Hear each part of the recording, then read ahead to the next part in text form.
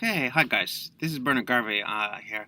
I'm the Director of Operations for Demola Global Alliance, and I'm going to run through in this video with you the group agreement that all of you are going to sign. First off, welcome to Demola and congratulations on being chosen for a project team. What we're going to do now with this agreement is make sure that everybody is on the same page with the details of the project and how we're going to agree to work together between Demola and us and you guys as a group and with the project partner. So let's jump right into it and go through this agreement. So first part, the parties here. You guys will all be listed here in the project team. Your personal details come directly from the project application that you made with us. So all of the details should be right. If there's something off or missing, please let us know and we can update that. As well, we will be here as the Demola global operator, and possibly a local operator or your university will be a second party to this agreement.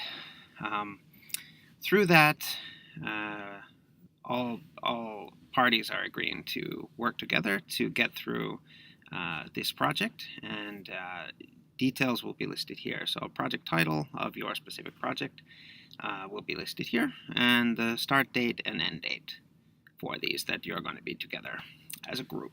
So basic, simple details.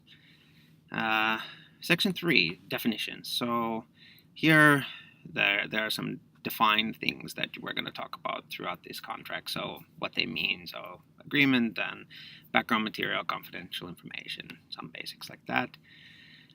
The one we want to be most clear about here and that the most questions come are results. So we'll talk about results in this contract quite a bit. That what do we mean by results?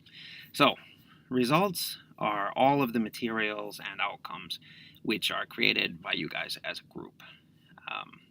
Anything you create in the project, whether it's a demo, written documents, videos, audiovisual interfaces, anything that you create to prove your concept is what we mean by results here.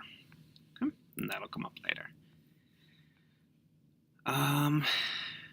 Section 4, so project group operation. Here, we're all just stating that you, as a project group member, agree that you are going to cooperate with each other and work to your fullest to make sure that good results come out, which can be exploited either by you guys as a project group or by your project partner in the future. So everybody is agreeing to put their best foot forward and go together as a group, which is a good thing. To that end, decision making in the group. So we want you guys to be a good, solid group together that you can make your own decisions and lead things the way you want to. Sometimes in that vein, you need to make decisions, and there's some discussion and hard talks in between those things. So here we state that everything that you do as a decision-making process in the group will be handled through mutual negotiations with you guys. If there's a problem or something that you can't come to full agreement on as a group, then the majority will rule as needs to be sometimes. Okay. Section 6. So background material and third-party material. This is important when we actually get into the project, the work of the group that you're going to do. So during that time, during the conducting of the project work, your project partner might bring in outside information or background information that will help you develop further and already start from this level and take it further. So that's a really positive thing, and we want the project partners to feel safe bringing in background material. So this here is just stating that any background material which is brought in to support the production of results from this project will not be considered in the results. They will remain the property of the project partner or whoever is the owner of that. So no rights are transferred to you guys as a group just because you're using the background material. As well, any background material that is requested to be returned from the project partner should be returned on a timely basis after the project is completed. There might also be a case that one of you, as a project participant, may have some kind of background material that you want to bring in as well that would help ensure better results for the project. So those kind of materials will be considered in the same way, that they remain the property of the owner of those materials. In that vein, it's important to ensure that it's specifically agreed with the project partner that this background material is coming in and that it will remain, the ownership will remain outside of the results. So just so that everybody's clear and on the same page about that. Okay. Here, materials that belong to third party, they can be used in the project if it's something that helps explain your project or get it further along. This could be using a software, using some demonstration material that helps prove your point and goes forward. It's very important, though, that everybody's on the same page with this and that the project partner consents to this being used, just so that there's no lines crossed, that anybody would be falsely utilizing somebody else's material in the future. Okay. Section 7. So the rights to the results. What you guys are going to create in the project, you own, you as a team. And that's an important part of Demola, that it gives you a lot of incentive to work and build something for your own, whether it will be just during this process that you build something that's really great and helps your learning and going forward, or if you want to build a team that will go on to be a company in the future developing these kind of things. So it's very important and a great thing for the teams that you guys own the results. On the same page, the project partner who is coming in is going to help you, and they're really interested in these results and what's going to come out of this challenge. So in that vein, the project partner gets a license to the results. And that means that they get to use the results to further develop things, to take into their internal processes, build future projects, whatever it may be that they want to do. So basically, you both have the right after the project to take the results and go different ways. Hopefully, in best case scenario, something's really good and valuable, you'll work together and continue on. So to be more specific about the license, it's a royalty-free, perpetual, irrevocable, non-exclusive global license. That means the project partner will be able to use the results without paying a fee to you and for the rest of time as it is. They have the right to further develop and modify, create new things out of this, as do you as a team. Okay. Important point here, that the team agrees not to initiate any legal actions against the partner that could, if questions arise based on the partner developing products off of these licenses. So both of you have the right to do that, and you agree not to sue if that happens. There are some times when information and learnings come from the projects as well that are not so specific and not in the realm of the results necessarily. There is built in here the right to utilize this residual information. So things that we or the partner or you can pull from our unaided memory, things that we've learned during the project that will help future things. People have a right to utilize that without compensation, as keeping in mind any confidentiality and ownership principles that may apply to that information. Okay. Transfer of rights. So, in some cases, the partner really likes the results that you guys create as a team, and they may want to buy them fully outright, so that you wouldn't have rights to them anymore, and they would have the exclusive rights to develop things further. It's a really great circumstance if that happens, and Section 8 here lays that out pretty well. So if the project partner desires to buy all of the rights from you, that will be separately agreed on between the parties. So that means that's a different negotiation that is not covered here, and you, of course, as a team, have the right to refuse that. So it's all in your hands as negotiators after that.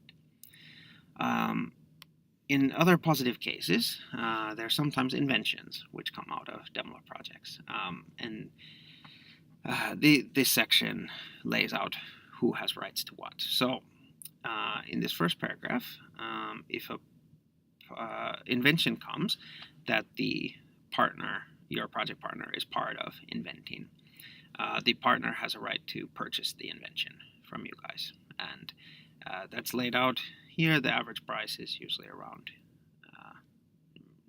not more than 10,000. In the other cases where the project partner is not part of the invention process, but you as a group don't intend to patent the invention, then the partner has a right to buy the invention from you as a group and go forward. So these things are all mutually agreed after the project is done, and there's set practices through most companies how they handle these invention processes, the same way as if you as a group were working for them as employees. Okay. Section 9. So further development and utilization of results. You as a group agree that if somebody wants, if a couple of you want to form a company to further develop these rights, it's agreed that the group will transfer the rights of the project to the company and go from there. That the company has the right to develop further and go forward, and not be held back by the fact that a few people might not want to join, and go on from there. The rights can also be sold to a third party, usually based on majority rules agreement, how it goes from there. So the shares of the company or the project group will be distributed based on the breakdown, which is in section 10 below, which we'll talk about in just a second. Usually it's based on equal distribution between members. So, section 10. There may be compensation or other profit coming out of these results. In that case, it will lay out here in your individual contracts how many percentage rights you have to it. For instance, by default, if there's 4 people in your team, each person will have 1/4 of the right to the profit or compensation based on the project. In some cases, if that is switched, it can be done in writing, and some may have different rights, but it's always in writing. Section 11. So, withdrawal from the project group. Hopefully this doesn't happen, but life is life, and sometimes people need to leave the project before it's done. In this case, if you're agreeing to drop from the case before it is done, you agree to transfer all rights to the profits or results from the project to the other members to be distributed equally from there. It should be in writing that you leave, and let us know. Let everybody know as early as possible with whatever situation it needs. There may be some cases in which people don't contribute as much as they promise to the groups. In those cases, they are covered under this paragraph here. So we will give written warning to a team member who is not participating fully, and they have a chance, of course, to improve that. If they don't, they can be removed from the team based on the failure to improve.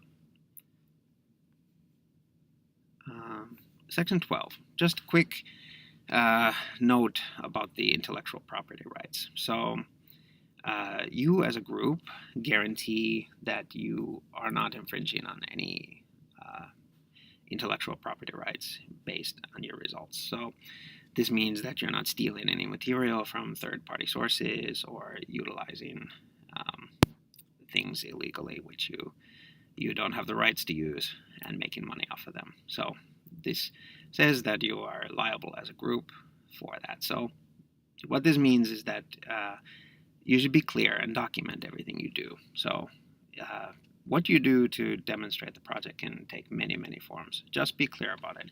Agree with your project partner what kind of softwares and demonstration methods you're using. It's best to be clear and document everything, just so everybody's on the same page and we know that everything's copacetic. Confidentiality. So, a few things about this. The group will possibly see confidential information from the project partner and from us at Demola as well.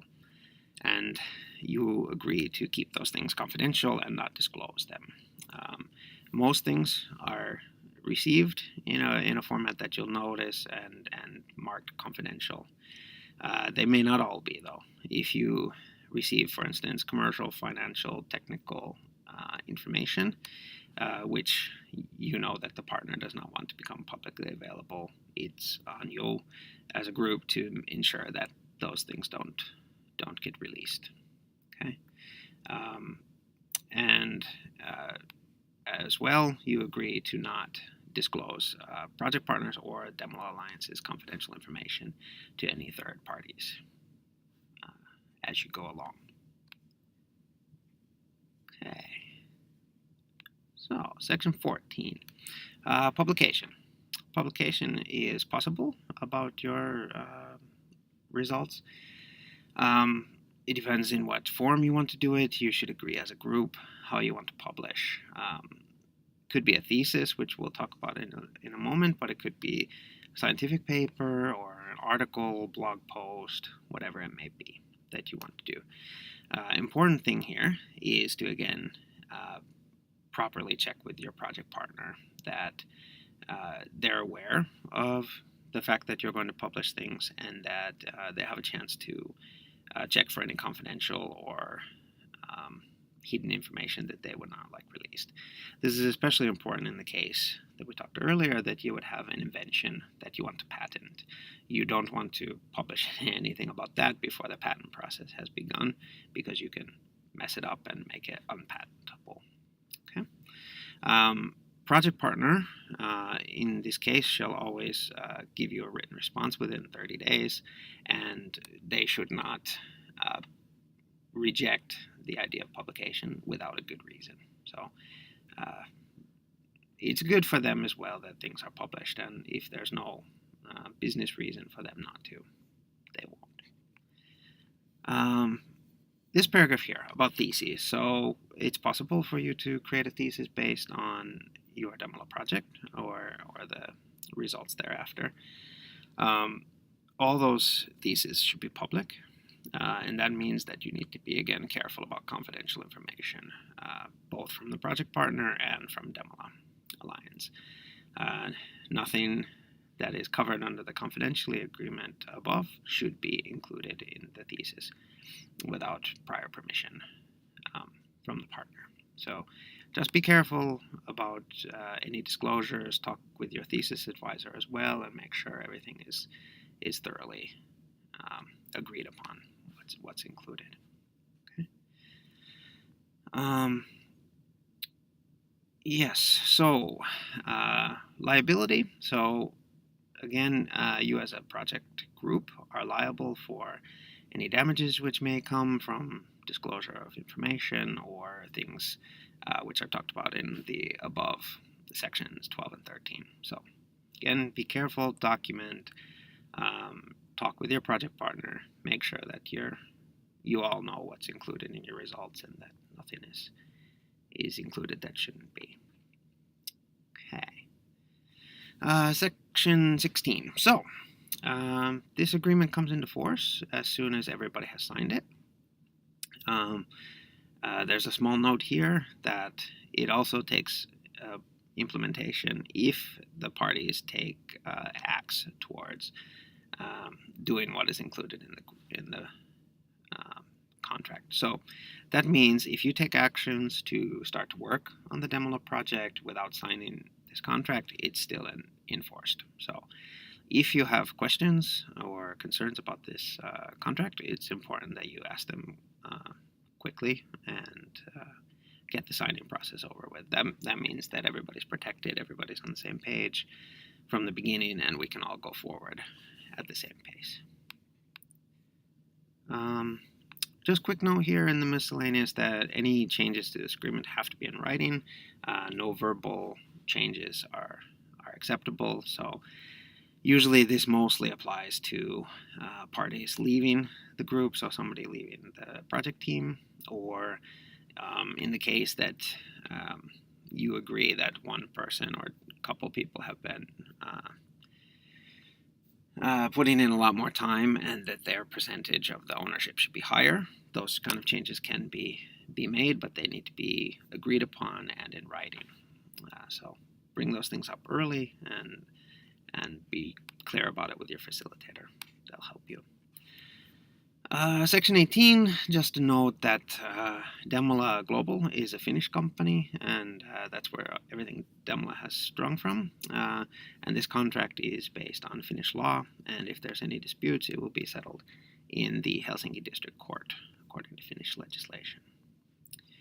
After this, there's signature page, which will be signed first by our CEO from the Demola side, as well as your local representative who will be signing. You will all be listed here in the project group and have a chance to sign each individually. In most cases, this will come to you through a digital service called DocuSign, and you'll have the chance to sign digitally. It just takes a few seconds, and you get a PDF copy after everybody has signed. One appendix is usually on the agreement, and it's the project description that you have all applied to. So this will be the exact same description that's on the web page, and it states that this is the base that we're doing this project off of. Okay, that was a quick run through the Demola Project Group Agreement. Once again, welcome to Demola. We're happy to have you aboard. If you have any questions that weren't answered in this video, you can contact me. My contact details are on demola.net. You can find them there. Or you can contact your local facilitator who will help you figure out any small details that remain. Good luck, guys. I look forward to seeing all the results that come out of your groups, and hopefully we'll see you on the road sometime. Thanks.